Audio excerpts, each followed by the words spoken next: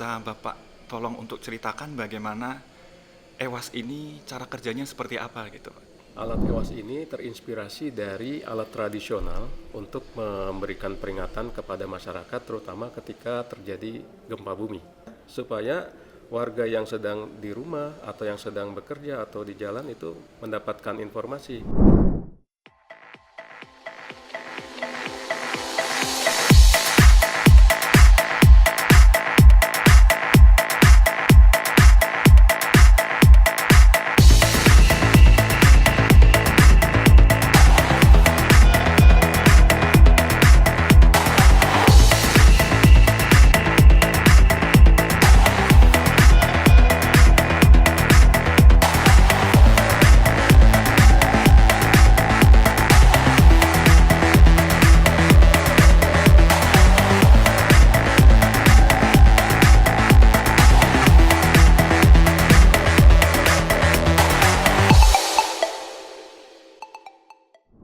Halo sahabat Tangguh, disiarkan dari J Expo Kemayoran. Selamat datang di podcast BNPB edisi Asia Disaster Management and Civil Protection Expo and Conference atau ADEXCO tahun 2025. Kali ini bersama saya, Hafiz Fatah.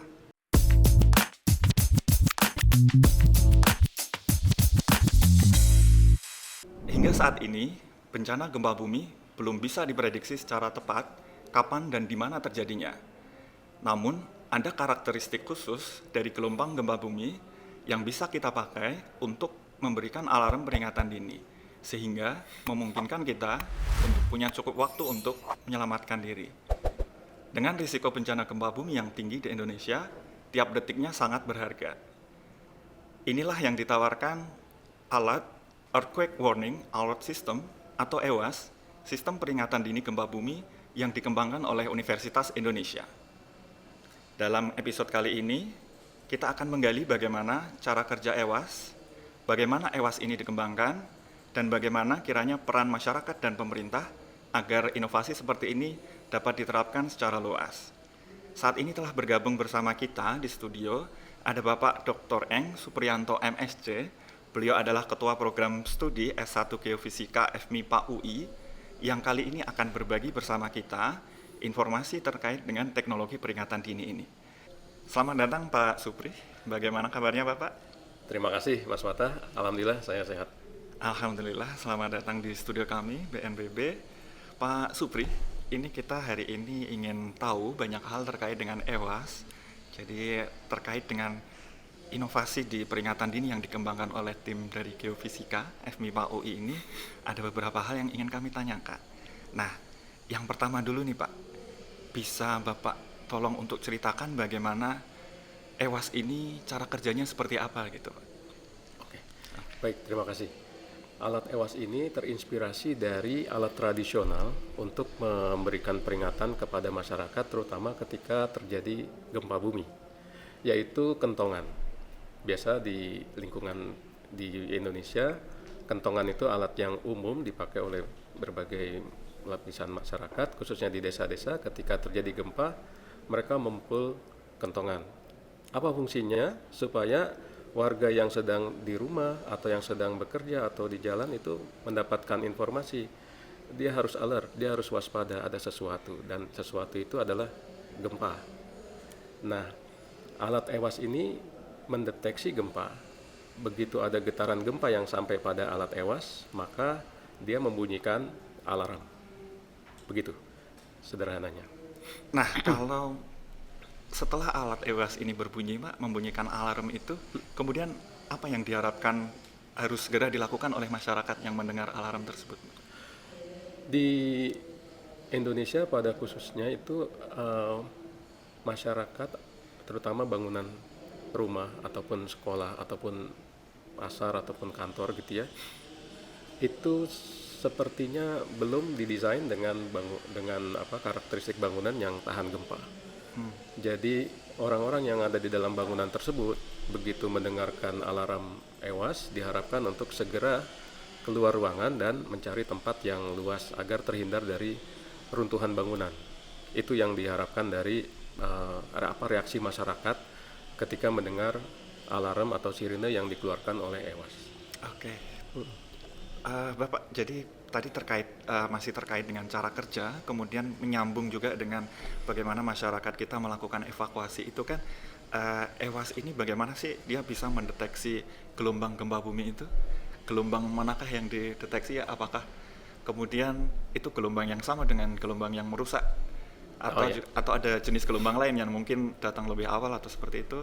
Kemudian bagaimana juga masyarakat melakukan evakuasi itu, apakah mereka punya cukup waktu yang luang untuk dapat mulai dari menerima alarm sampai mereka membuat keputusan sampai kemudian melakukan evakuasi. Seperti itu, Bapak. Ini begini, eh, sebagian masyarakat itu menyadari adanya gempa Enggak. karena dia merasakan getaran ketika dia duduk atau ketika dia beraktivitas, merasakan atau melihat lampu bergetar atau bergoyang atau hiasan bergetar gitu ya, itu dia menyadari itu ada gempa. Tapi masyarakat yang lain dia nggak sadar. Bahkan nggak sadarnya itu dia berpersepsi apakah dia lagi pusing, lagi migrain atau sebagainya. Nah, maka dia bertanya ke yang terdekat gitu, apakah ada gempa begitu. Itulah kondisi yang real saat ini terjadi.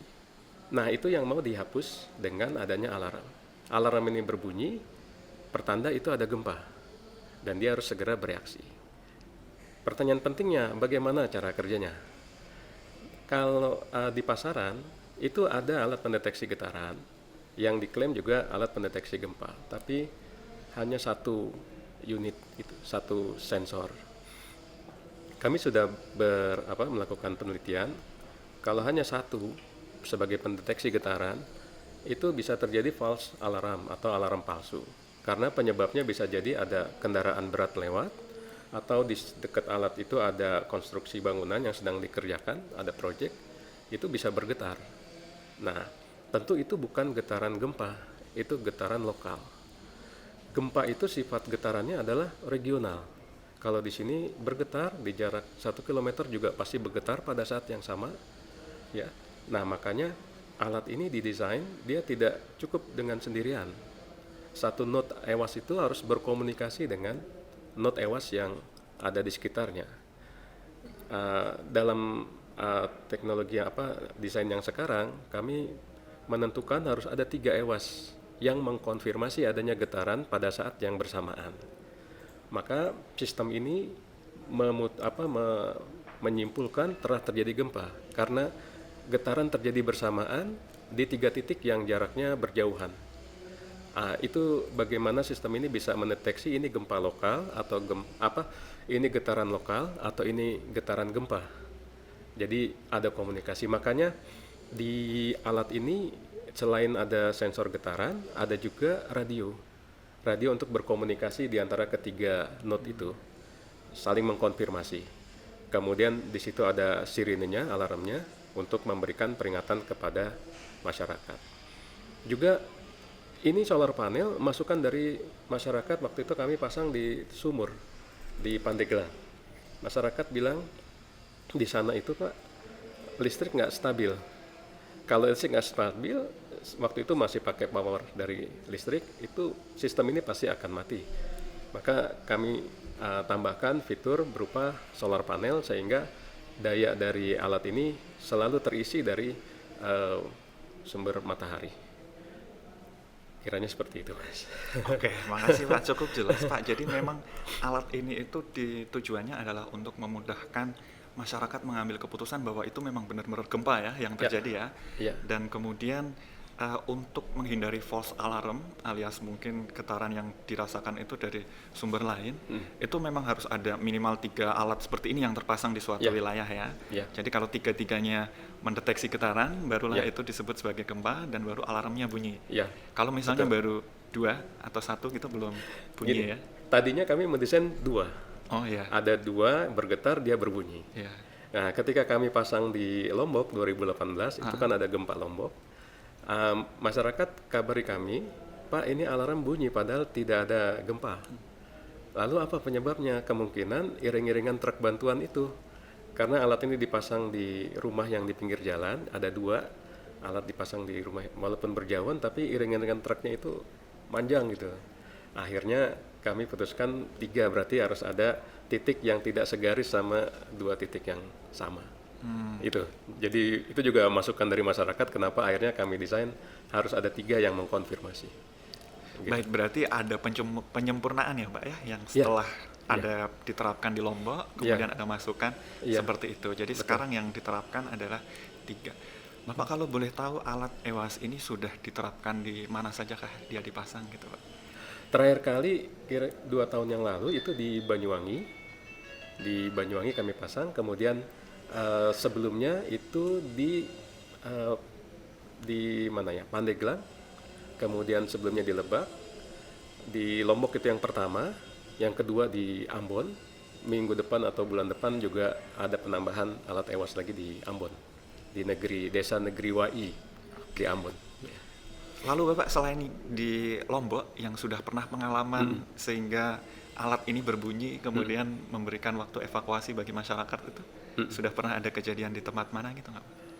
Ini uniknya. Jadi alat ini memang didesain untuk memberikan alat kewaspadaan pada masyarakat ya.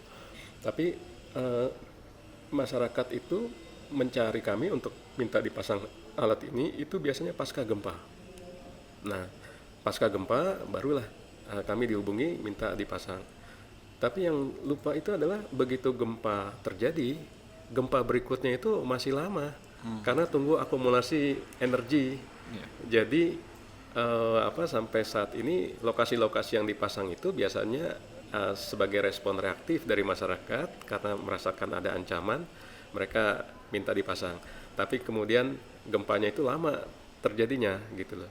Artinya ini perlu pemikiran atau perlu kajian lebih lanjut. Memang secara umum seluruh wilayah Indonesia, Jawa pesisir selatan, ya Sumatera pesisir barat itu semuanya rawan gempa.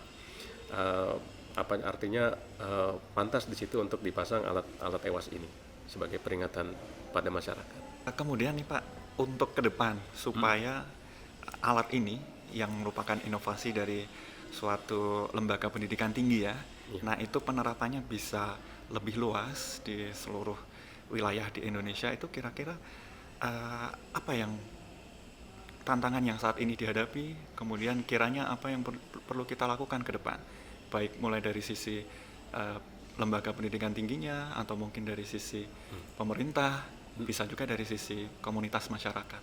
Kira-kira apa yang perlu kita lakukan? Yang terpenting memang menurut saya adalah edukasi terhadap masyarakat akan ancaman gempa. Ya. Ada satu sekolah di Lembang, Bandung, yang dia tanpa aba-aba atau tanpa ini dia menghubungi kami. Dia membutuhkan alat ini untuk sekolah. Kami bertanya, apa alasannya Bapak membeli alat ini atau memasang alat ini? Lalu dijawab, kami menyadari kami ada di zona merah sesar Lembang, sesar yang terus aktif sampai sekarang. Artinya masyarakat yang memiliki pemahaman bahwa dia ada di zona gempa, itulah yang menyadari pentingnya alat ini. Artinya satu, kesadaran masyarakat bahwa dia ada di zona rawan gempa itu satu hal. Yang kedua juga kontribusi ataupun juga bantuan dari pemerintah untuk memberikan ya semacam anggaran katakanlah untuk mitigasi bencana, karena itu jauh lebih murah daripada penanggulangan bencana itu sendiri pasca bencana. Ya. Terus yang ketiga dari masyarakat pendidikan, saya kira di lokasi perguruan tinggi di seluruh Indonesia yang khususnya yang rawan gempa, kami sangat berharap bisa bekerja sama untuk mensosialisasi, kemudian juga nanti implementasi seperti yang kami akan laksanakan di negeri Wai Ambon. Itu sebetulnya adalah inisiasinya dari Universitas Kristen Indonesia Maluku. Mereka menghubungi kami agar bisa memasang alat ini di suatu desa. Target kegiatan mereka itu di desa Wai di Ambon. Jadi kurang lebih seperti itu. Oke, baik, terima kasih Bapak. Kira-kira saya tangkap pesannya adalah bahwa supaya kunci dari pengembangan yang lebih luas adalah bisa dimulai dari komunitas masyarakat yang sadar akan risiko bencana di sekitarnya ya. Kemudian juga mungkin peran dari pemerintah dan juga lembaga pendidikan tinggi adalah bagaimana kemudian masyarakat yang sudah punya kesadaran akan risiko bencana di sekitarnya itu punya akses yang lebih luas terhadap alat-alat seperti ini ya. Iya, betul. Baik, terima kasih Bapak. Terima kasih untuk diskusinya pada hari ini. Kalau boleh menyimpulkan sedikit, tadi kita telah membahas di awal bahwa alat instrumen EWAS ini merupakan salah satu upaya untuk dapat memberikan kita cukup kesempatan di dalam mengevakuasi ketika terjadi kejadian bencana gempa bumi. Dan kemudian tadi juga kita bahas bagaimana agar alat EWAS ini dapat dimanfaatkan secara luas dan efektif. Juga kita perlu untuk meningkatkan kesadaran masyarakat terhadap risiko bencana di sekitarnya dan juga memperluas akses terhadap teknologi sistem peringatan dini seperti ini, gitu ya Pak ya.